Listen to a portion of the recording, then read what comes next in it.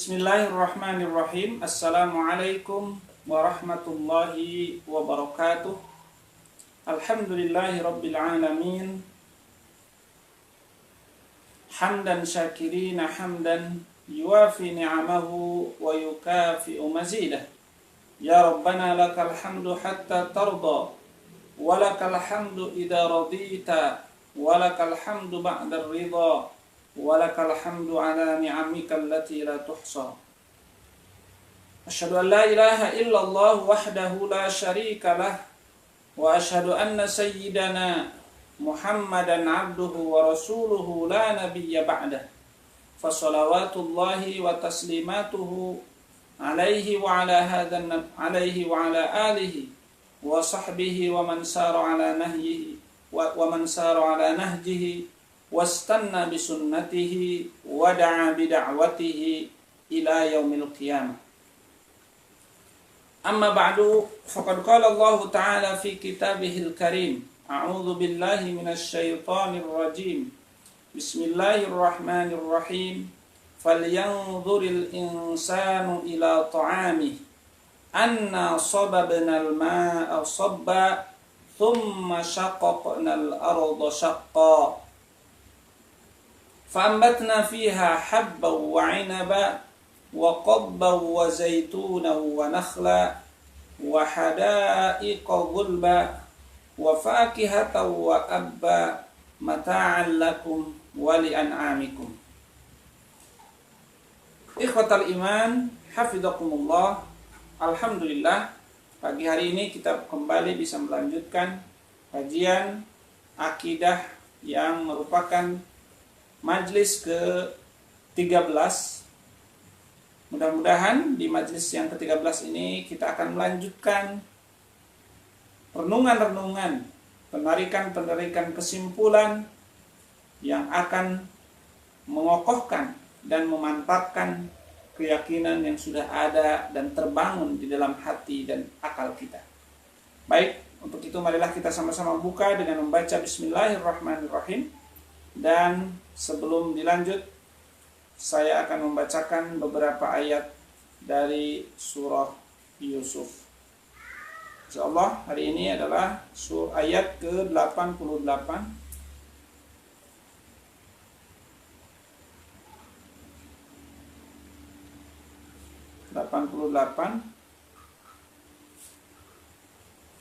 sampai ayat ke-95. A'udzu billahi minasy syaithanir rajim.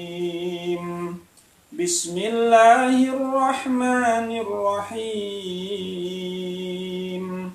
Falamma dakhalu 'alaihi qalu ya ayyuhal 'azizu massana wa ahlana ad-durru wa ji'na bi bida'atin muzjatin فأوف لنا الكيل وتصدق علينا إن الله يجزي المتصدقين قال هل علمتم ما فعلتم بيوسف وأخيه إذ أنتم جاهلون قالوا أئنك لأنت يوسف قال أنا يوسف وهذا أخي قد من الله علينا إنه من يتق ويصبر فإن الله لا يضيع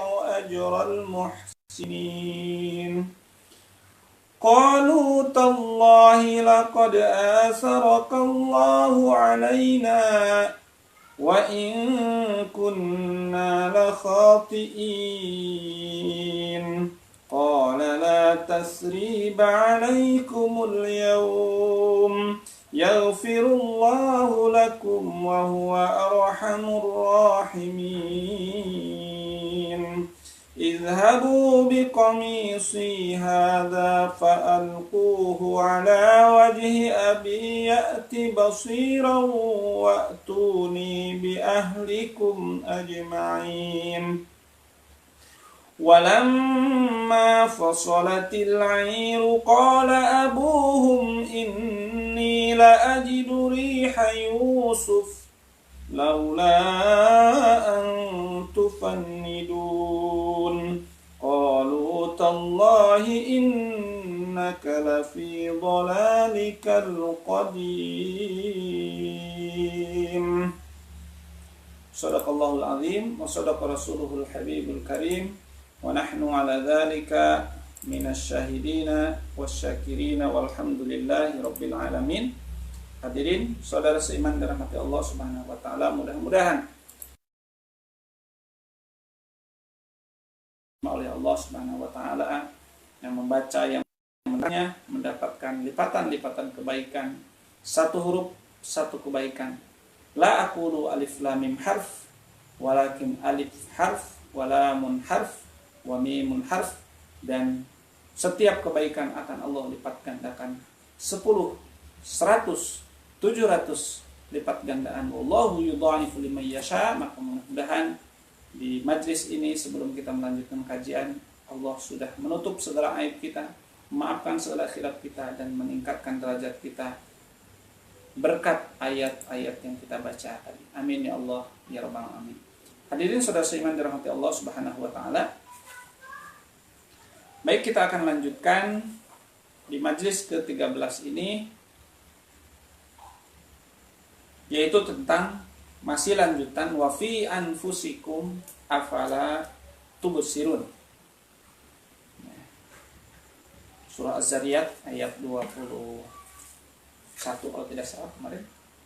Dan di dalam diri kalian terdapat tanda-tanda keberadaan Allah, tanda-tanda kebesaran Allah, tanda-tanda kemahakuasaan Allah, tanda-tanda kemaha mengetahuan Allah, tanda-tanda ketelitian, kebijaksanaan, dan seluruh sifat kebaikan yang lidah kita tidak cukup untuk mengungkapkan kesempurnaan zat yang menciptakan diri kita, Allah Subhanahu wa taala. Wa fi anfusikum afala tubsirun.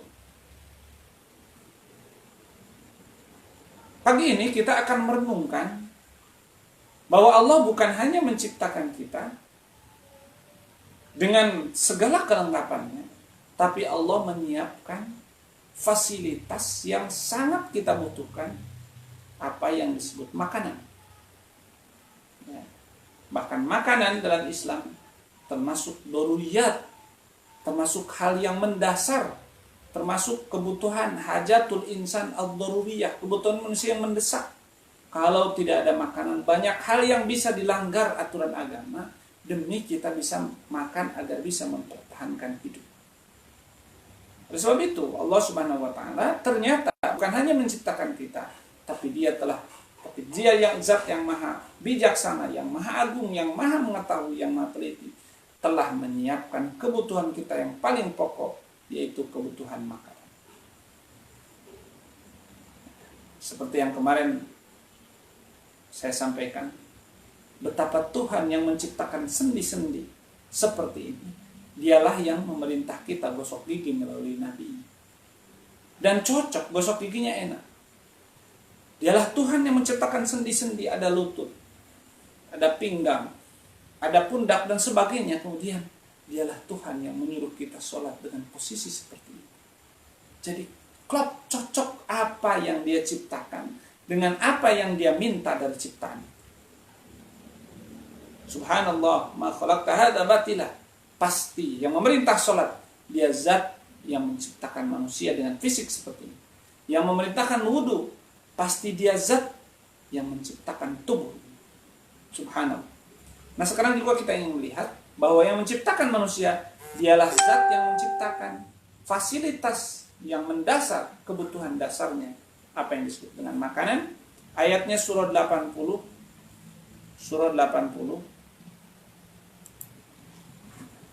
ayat 24. Surah 80 ayat 24. Surah Abasa mulai ayat 24. Kita bacakan dan mari kita sama-sama lihat. falyanzuril insanu ila ta'amih anna sababna al-ma'a sabba thumma shaqaqna al-arda shaqqa فأنبتنا فيها حبا وعنبا وقضبا وزيتونا ونخلا وحدائق غلبا وفاكهة وأبا متاعا لكم ولأنعامكم. Silakan bacakan, baca terjemahnya dan renungkan. Perhatikanlah, hendaklah manusia memperhatikan makanannya. Makanan, nasi yang kita pegang setiap hari, kemudian kita masukkan ke dalam mulut, dikunyah masuk ke dalam perut kita. Sayuran, lalaban, sambal, tomat, buah-buahan, daging ayam, ikan, daging sapi, dan seluruhnya. Setiap hari, setiap saat kita makan. Falyanzur, bukan hanya dilihat begini. Undur, renungkan, pikirkan.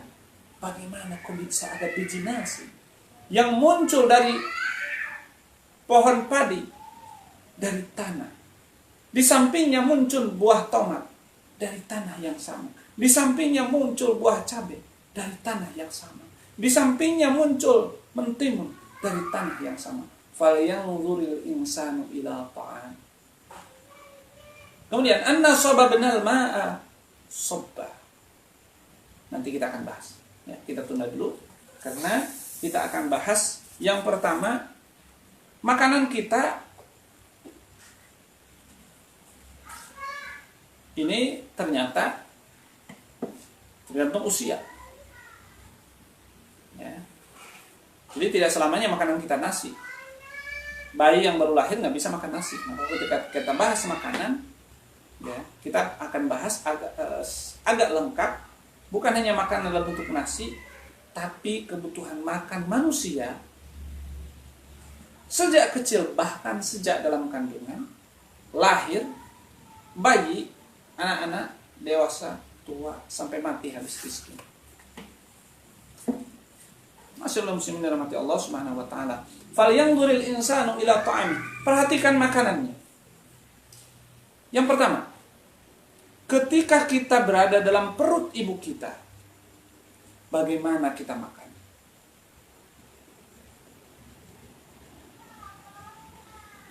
Ketika sel spermatozoid, sperma membuahi sel telur istrinya atau perempuan, disitulah Tuhan Allah Subhanahu wa taala Al-Hakim, Ar-Razzaq sudah tahu bahwa spermatozoid yang sudah menikah kawin dengan sel atau dengan ovum, dengan telur yang masih ada dalam rahim, Allah tahu dia perlu makanan. Maka kata para ulama, ternyata diteliti, kemudian nempel di sel dinding rahim. Dan setelah itu semua penghalangnya menjadi hilang dan menyatulah dengan darah ibu di mana rahim itu berada. Maka sel spermatozoid yang merupakan bahan hidup kita yang sudah menikah dengan sel telur, kemudian dia mengambil makanan langsung dari zat-zat, dari gizi-gizi, dari makanan yang dicerna oleh ibu melalui darah yang ada dalam rahim.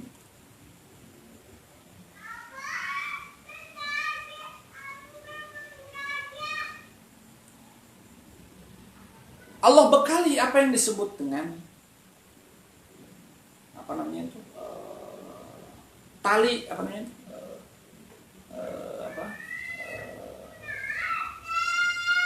Orang Sunda nyebutnya tali ari-ari. Apa namanya itu, saluran yang kemudian nanti pas lahir kan itu diputus, saya lupa bahasanya, bahasa Arabnya disebutnya al-hablu as-sirri, orang Sunda nyebutnya tali ari-ari. Kemudian ada saluran karena Allah tahu bahwa bayi itu harus berkembang, Kemudian terbuatlah Allah ciptakan saluran yang langsung ke dalam perutnya, biasanya dalam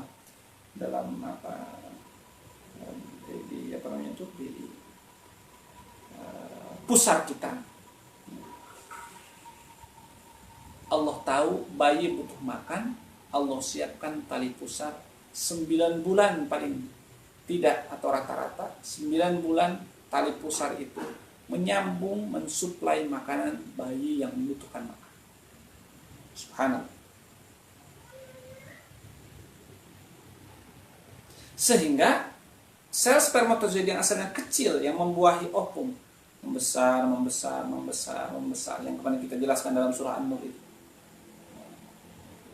Min sulalatin min tin, summa ja'alnahu nutfatan fi qararin makin. Terus mudghah, alaqatan, mudghatan, idhaman, fakasawnal idhama lahma.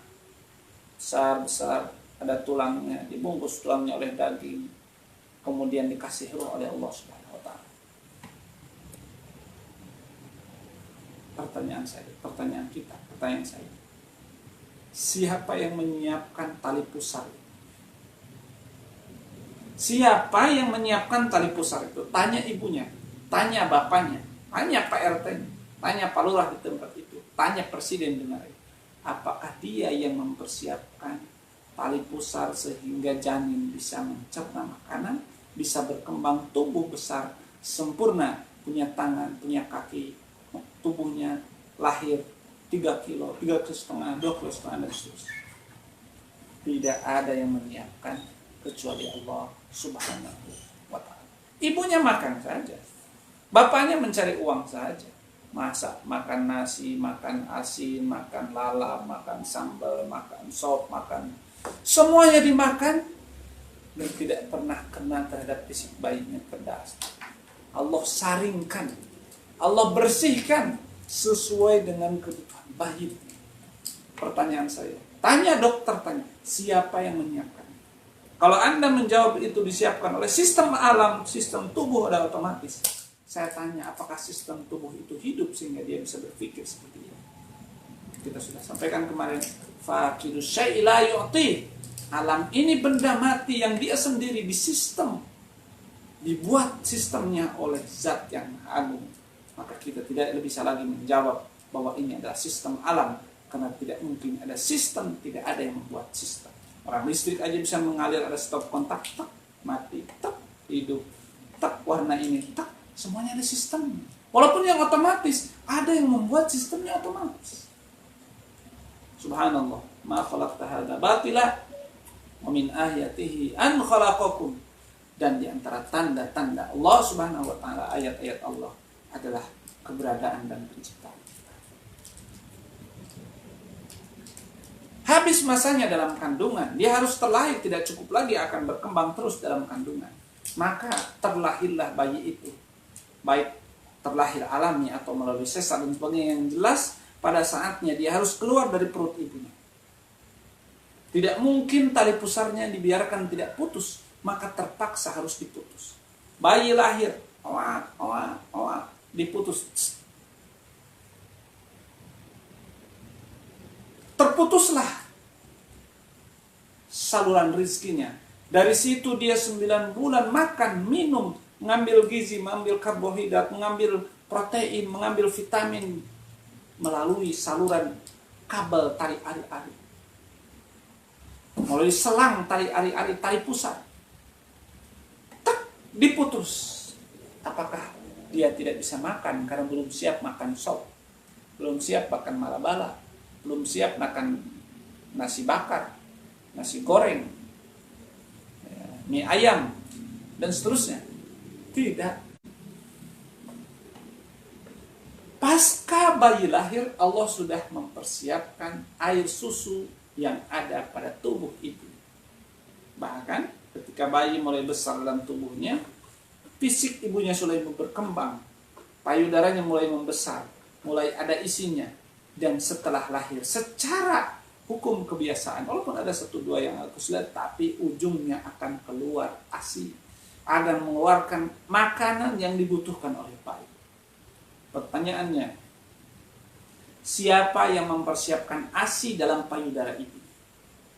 Ibunya mempersiapkan, bapaknya mempersiapkan, tetangganya mempersiapkan, Pak RT-nya mempersiapkan, bupatinya mempersiapkan, presiden. Tidak, ibunya makan saja biasa, tidur biasa, bekerja biasa, kemana-mana biasa. Ada zat yang mempersiapkan, yang tahu bayi itu kapan keluar, sehingga pas bayi keluar secara umum sudah otomatis. Kemudian dikasih mulutnya ke puting susu ibunya, maka akan mengeluarkan ASI yang cocok dengan kebutuhan bayi.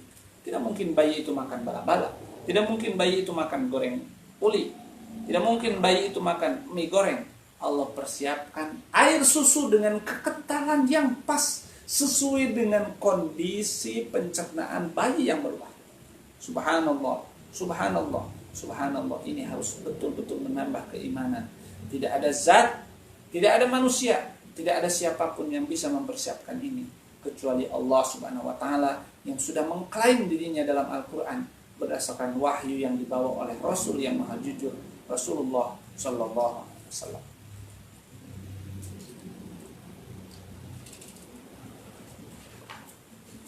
Maka tidak ada wanita tiba-tiba keluar air susu padahal tidak punya anak. Ya. Misalnya gadis atau apa tidak punya anak terus subur air susu, tidak mungkin. Pasti ada proses dulu dia punya anak, kemudian melahirkan, walaupun bisa diperpanjang lebih dari 2 tahun dan sebagainya, asal terus bayinya biasanya kalau tidak Nah, menarik juga ini. Kalau tidak dihentikan, air susu seorang ibu akan terus ada. Ya, wallahu alam sampai kapan ya? Ini harus ditanya kepada para dokter produktifnya. Tapi yang jelas, ketika setelah 2 tahun diberhentikan anaknya menyusu secara bertahap, perlahan-perlahan berhari-hari hilang setelah itu. Seakan susu itu tahu kalau dia sudah tidak dibutuhkan lagi. Siapa yang menghentikan? Siapa yang memulai dan siapa yang menghentikan? Kecuali satu zat yang menguasai, yang membuat sistem pencernaan dan penyiapan makanan untuk. Subhanallah. Kata para peneliti, dalam air susu atau ASI yang keluar dari seorang ibu mengandung karbohidrat, mengandung lemak, minyak, mengandung protein, mengandung garam, mengandung vitamin-vitamin. Dan menariknya, setiap bulan, setiap waktu, kandungan air susu itu berubah sesuai dengan kondisi dan kebutuhan bayi. Baru sebulan, bayi belum bisa makan makanan apapun, maka air susu saja. Maka kandungannya full dari air susu. Tapi mulai ke sana sudah bisa makan pendamping, empasi dan seterusnya, maka kandungan air susu ibunya semakin tidak sepenuhnya 100% mengandung apapun karena bayinya sudah mulai makan bubur, sudah bisa makan ini, sudah bisa makan ini. Subhanallah, siapa yang merubah air susu dari mulai full sesuai dengan kebutuhan bayi itu, dengan berkurang kandungannya, dan berbeda kandungannya dari bulan pertama, bulan kelima, bulan ke-10, tahun pertama, tahun kedua berubah-ubah di sini. Siapa? Kalau kata orang, fa'akhbirni, beritakan kepada saya. Jawab ayo pertanyaan saya. Siapa yang merubah-rubah air susu padahal ibunya tidak merubah makan, bapaknya tidak melakukan perubahan apapun? Tidak ada manusia yang bisa. Bukan dukun, bukan peramal, bukan siapapun, tidak ada yang bisa merubah kandungan air susu kecuali Zat Al-Hakim, Zat Ar-Rozak, Zat yang maha bijaksana, tahu kebutuhan bayi itu. Sekarang butuhnya apa, dia sudah bisa makan apa, sehingga aslinya, zatnya dirubah sesuai dengan kebutuhannya. Subhanallah, ma khalaqta hadza batila. Tidak mungkin ini tidak dicipta, tidak mungkin ini tidak dibuat, tidak mungkin ini jadi tiba-tiba. Kita yakin 100% ini dicipta oleh zat yang maha kuasa. Usai habis air susu ibunya, 2 tahun diputus, apakah bayi menjadi tidak makan?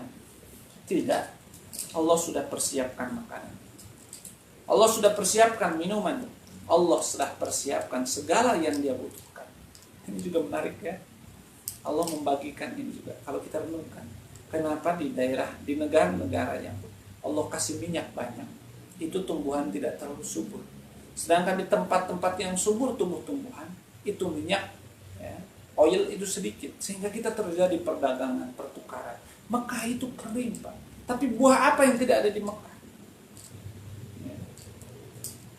Harga air minum dengan minyak dengan apa bensin itu sama harganya. 1 real 1 liter, 1 real air satu, bahkan bisa 2 real air 1 botol. Kenapa? Karena minyak di situ sumbernya. Kemudian dijual, dibelikan, akhirnya semua orang bisa makan. Akhirnya makanan itu menjadi seimbang. Subhanallah, siapa yang membagi-bagi itu? Tidak mungkin kalau letusan apa yang disebut dengan Big Bang oleh mereka meletus tanpa aturan, kemudian teratur seperti itu. Subhanallah, ma khalaqta hadza batil. Apa yang Allah ciptakan? Mari kita renungkan. Yang pertama surah 41. Setelah selesai menyusu, Allah persiapkan makanan yang telah disiapkan di alam jagat raya ini. Surah 41. Yang kemarin, sebentar.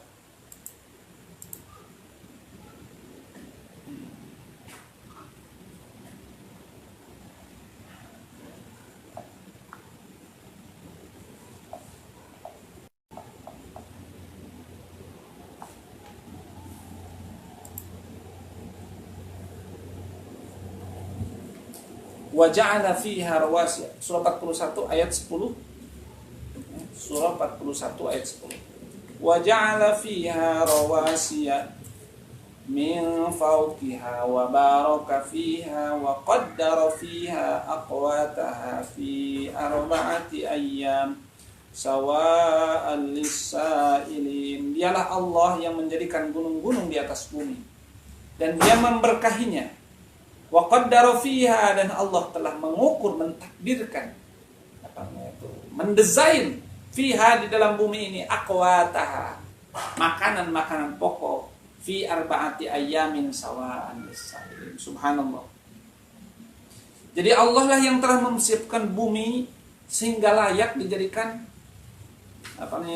sumber daya untuk mempersiapkan makanan.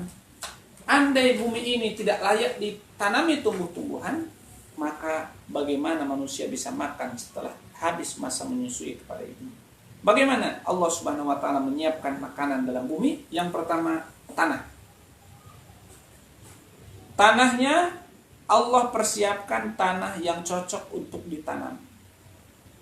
Dan insya Allah saya yakin dalam teori ekonomi Islam, bukan seperti teori ekonomi non-muslim yang mengatakan kebutuhan manusia tidak terbatas dan sumber daya alam terbatas. Dalam pandangan Islam yang benar, kebutuhan manusia terbatas. Bukan keinginan, kebutuhan. Kita butuh apa sih? Pakaian bisa, selesai. Tapi bisa. Kalau mau, ya maunya sutra, maunya jam tangan yang berapa, maunya kursi terbuat dari, itu keinginan memang tidak terbatas. Ya. Tapi kebutuhan dalam Islam terbatas, tapi sumber daya alam tidak terbatas. Sumber daya alam itu apa? Wa in ta'uddu ni'matallahi la tuhsuha. Maka orang muslim tidak akan cemas dengan rezeki karena sumber daya alam lebih banyak daripada yang dia butuhkan. Bapak saya dulu punya saya kayak celotehan begitu, mungkin pengalaman hidup. Nah, setelah usia mulai tua, ya, gigi mulai jatuh gitu, dia mengatakan, daripada rezekinya yang habis, ya, daripada makanan yang habis, dia bilang, malah giginya yang habis. Betul. Daripada gulanya yang habis, nasinya yang habis, masa kita makan nasi yang habis. Daripada daging yang habis, ikan yang habis, sayurnya yang habis, justru masa makan ikan, makan daging, makan sayur, makan garam, makan gula, makan apapun, justru kadang-kadang habis, baik oleh usia mati atau oleh batasan yang alami, penyakit. Karena berlebihan sudah habis masanya. Jadi artinya Allah lah yang telah mempersiapkan tanah ini layak dan pasti cukup.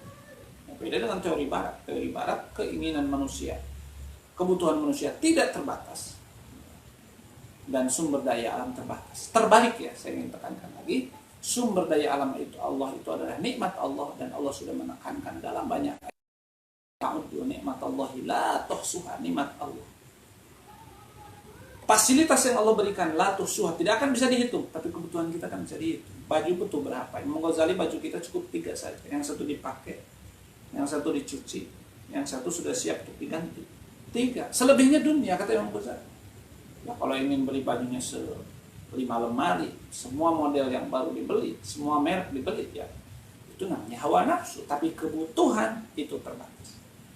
Apa yang Allah persiapkan? Yang pertama, Allah mempersiapkan tanahnya untuk tumbuh makanan kita. Surahnya surah 15 ayat 19 sampai ayat 20. Surah 15 ayat 19 sampai ayat 20. 2 ayat. Surah Al-Hijr ayat 19 sampai 20. Perhatikan. A'udzu billahi minasy syaithanir rajim. Bismillahirrahmanirrahim. Wal arda madadnaha wa alqaina fiha rawasiya wa ambatna fiha min kulli syai'in mawzun wa ja'alna lakum fiha ma'aisha wa man lastum lahu biraziqin. Wal arda, dan bumi, madadnaha, kami hamparkan. Ini tidak akan kita bahas bulat dan tidak bulat. Yang jelas bumi ini terhampar, bisa kita tinggali, bisa bulat, bisa tidak bulat. Allah alam, tidak penting. Mau bulat, mau tidak bulat, yang jelas kita yakin bulat atau tidak bulat, tapi tersistem layak ditinggali, tidak mungkin tidak dicipta oleh Allah. Wa alqaina fiha rawasiya, kami lemparkan gunung-gunung. Dan kalau kita kaji fungsi gunung di bumi ini luar biasa. Kemudian wa ambatna, kamilah yang menumbuhkan fiha, di bumi ini, min kulli syai'. Subhanallah. Padi tumbuh, kurma tumbuh, jagung tumbuh, cabai, tomat, timun, jambu, semua tumbuh. Min kulli syai'in mawzun wa ja'alna lakum fiha ma'aisha. Dan saya jadikan di muka bumi ini ma'aisha, tempat hidup. Wa man lastum lahu biraziqin. Subhanallah. Subhanallah. Tanahnya Allah persiapkan. Itu yang pertama. Yang kedua, benihnya Allah persiapkan.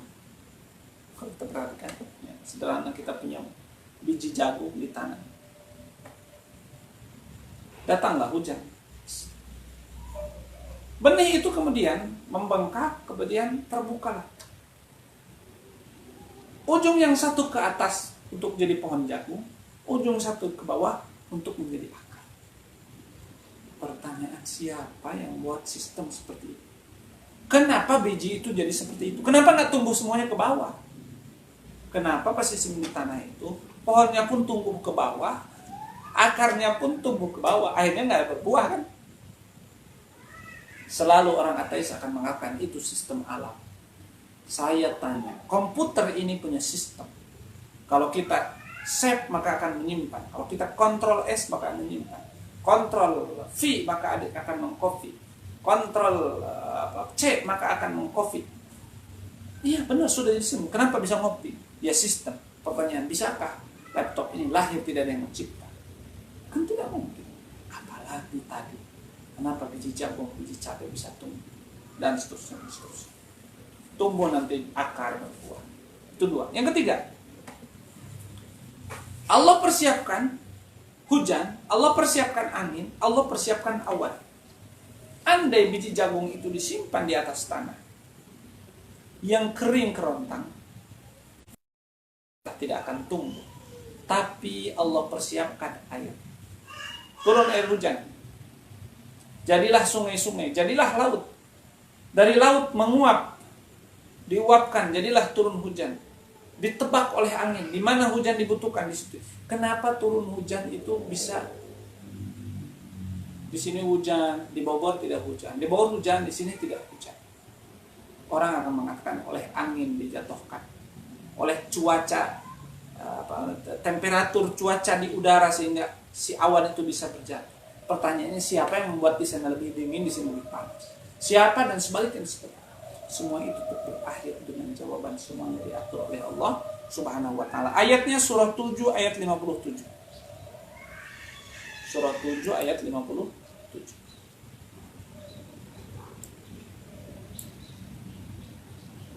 A'udzu billahi minasyaitonir rajim. Wa huwa alladzi yursilur riyaha bushran baina yaday rahmatih. Dialah yang melepaskan angin, meniupkan angin sebagai kabar. Sebelum hujan kan lebih ada angin. Hatta idza aqallat sahaban, ketika sudah penuh dengan awan thiqalan suqnahu, dia sudah penuh, terjatuhlah hujan. Suqnahu li baladin mayyitin, kata Allah, kami siramkan untuk negeri, untuk tanah yang kering kerontang, yang butuh pembasahan, yang butuh tumbuh-tumbuhan tumbuh. Fa anzalna bihil ma, Kami turunkan air fa akhrajna bihi min kulli thamarat. Berkat itu tumbuhlah buah-buahan, tumbuhlah sayur-sayuran, bahan makanan kita. Subhanallah, subhanallah, subhanallah. Yang kelima, yang keempat. Jadi yang pertama tadi tanah, yang kedua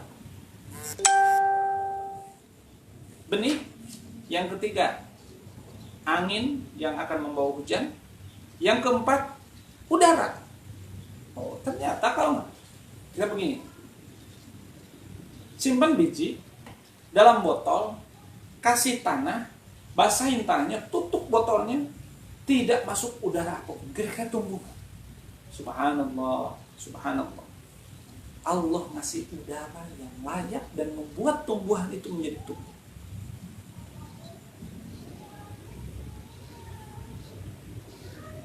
Allah buat sistem siang dan malam. Jadi yang poin keempat itu satu udara, yang kedua pergantian siang dan malam itu membuat tumbuhan tumbuh. Kenapa? Katanya andai selamanya siang panas terus, maka tumbuh-tumbuhan akan terbakar. Andai malam terus, tumbuh-tumbuhan juga tidak akan tumbuh karena butuh sinar matahari yang akan diserap oleh daun-daun, apa yang disebut dalam biologi apa? Klorofil yang menyerap, kemudian diserap sinar matahari oleh daun, daun dikirim ke tubuhnya, dijadikan gizi, dijadikan makan oleh tumbuhan. Ayatnya 96. Surah 6 ayat 96. Surah 6 ayat 96. Subhanallah. Betul-betul wamin inna fi khalqis samawati wal ardi wa ikhtilafil laili wan nahar la ayatin lil albab. Semakin kita banyak dalam kandungan Al-Quran, pesan-pesan Al-Quran, kita samping dengan ilmu pengetahuan, maka iman kita semakin hari semakin kuat. Siapapun yang akan meragukan akidah kita, kita tidak akan pernah menerimanya, melihatnya sedikit pun, terpengaruh sedikit pun, karena keimanan kita dibangun di atas itu. Apa ayatnya? A'udzu billahi minasy syaithanir rajim. Falikul isbah. Falikul isbah. Allah lah yang telah memunculkan al-isbah waktu pagi. Wa ja'alal laila sakana. Dan Allah menjadikan malam sakanan tenang. Wasyamsa wal qamara husbana. Dzalika taqdirul azizil alim. Empat udara dan pergantian siang dan malam akan membuat tumbuh-tumbuhan tumbuh subur dan menghasilkan makanan yang dibutuhkan manusia. 5. Zat hijau. Subhanallah. Zat hijau yang ada dalam tumbuh-tumbuhan itu sebetulnya adalah produsen atau yang memproduksi gizi ya, yang dikirim oleh ke dalam tubuh, ke dalam buah, ke dalam daun ya. Dari situlah jadi makanan ya. Dia ngambil jadi garam, zat besi, zat cair, karbon dioksida, udara, panas dan sebagainya. Semua itu Allah jelaskan, Allah tegaskan, Allah isyaratkan dalam surah 6 ayat 99. Jadi daun berwarna hijau itu adalah, kenapa daun itu tidak keluar warna putih? Kenapa tidak warna merah? Ada kan yang merah, tapi secara umum hijau. Maka tumbuh-tumbuhan itu sebenarnya penghijauan. Subhanallah, subhanallah, ternyata itu penyiapan dari zat yang maha agung. Kalau kita bertanya kenapa itu bisa hijau, kalau orang mengatakan itu kebetulan. Kenapa yang hijau lebih banyak daripada yang tidak hijau? Kalau kita melempar bola, 10 bola, di situ ada kotak 10, kita lempar saja tidak mau ke kotak mana, tidak mungkin ada 9 bola yang masuk ke dalam kotak nomor 1, yang 1 keluar. Yang namanya kebetulan, ya 1 dari 1000. Sedangkan ini sudah menjadi sistem alam. Nanam cabai, jadilah cabai, buahnya pedas, tidak. Cabai kemarin pedas, sekarang tidak. Besok pedas lagi, nanam di sampingnya tidak. Itu artinya berarti ada sebuah aturan, sebuah sistem yang ketat dan pasti diciptakan oleh zat yang maha agung, maha kuasa, karena kita tidak bisa apa. Subhanallah, subhanallah. Ayatnya surah 6 ayat 99. A'udzu billahi minasyaitonir rajim. Wa huwal ladzi anzala minas samaa'i maa'a. Allah lah yang menurunkan dari langit air, fa akhrajna bihi nabata kulli syai'. Allah yang menumbuhkan segala biji-bijian, fa akhrajna minhu khadira. Perhatikan. Fa akhrajna minhu khadira, maka Allah mengeluarkan warna hijau, daun hijau, hijau-hijauan, ternyata itu sengaja oleh Allah. Siapa yang mengklaim ini?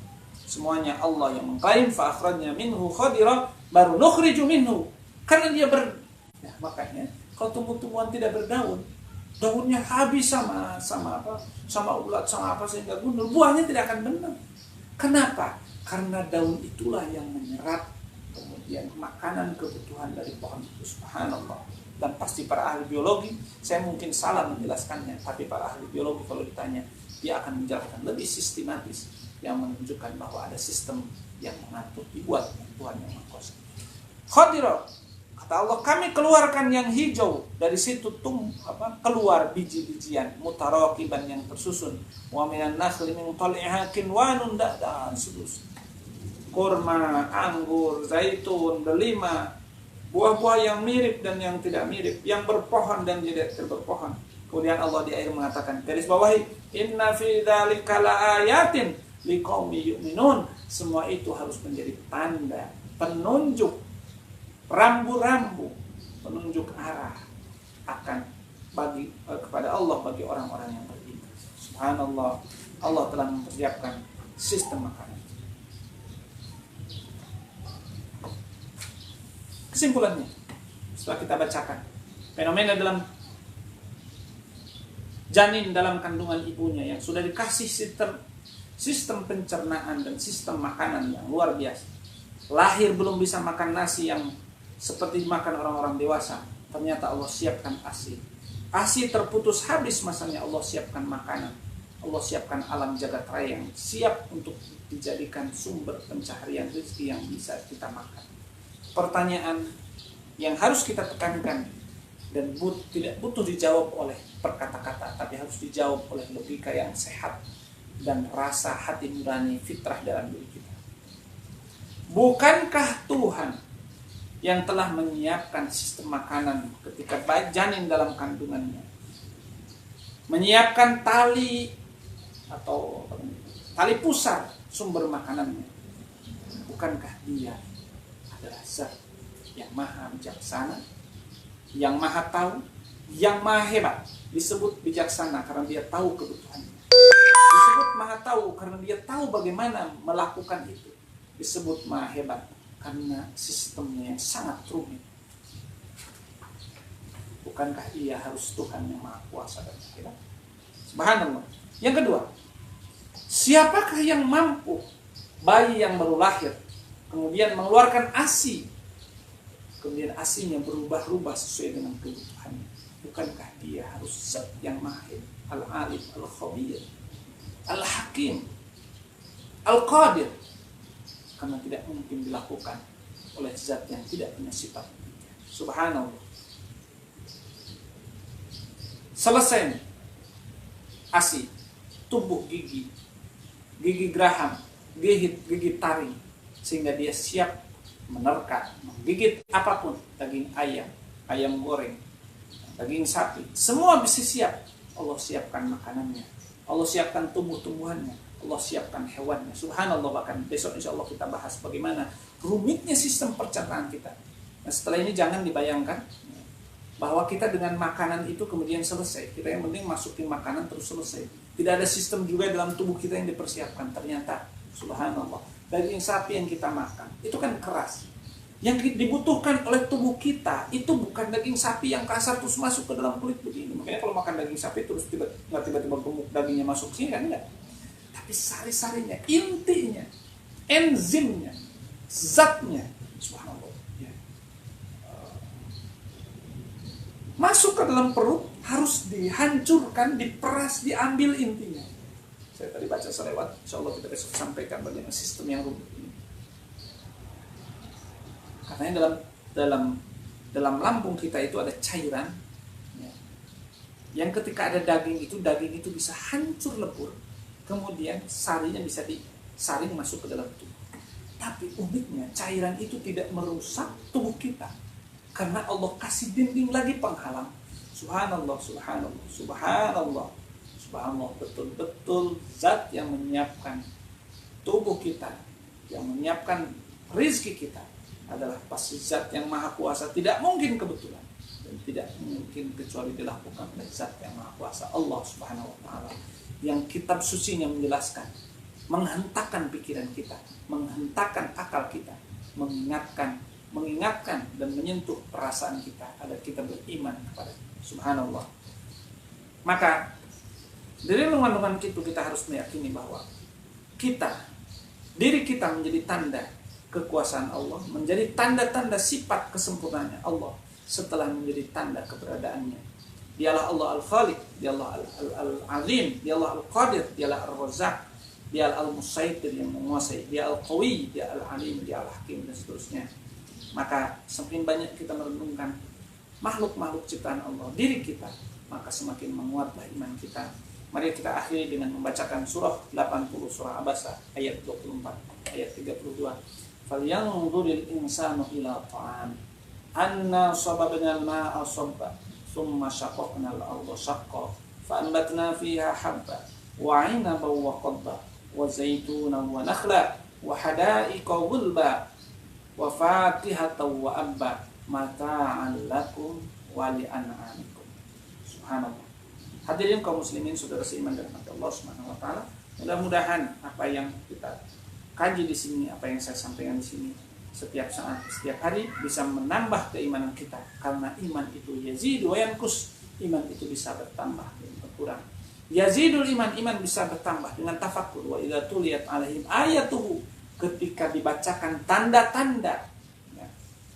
Ayat-ayat Allah itu ada yang tertulis dalam Al-Quran, dan kadang-kadang yang tertulis dengan yang tidak tertulis itu saling berhubungan. Allah sudah melihat, coba lihat gunung-gunung, coba lihat falyanzuril insanu ila ta'ami, lihat makanan. Jadi sebetulnya membaca Quran, semakin banyak kita mengingatkan ayat-ayat Allah.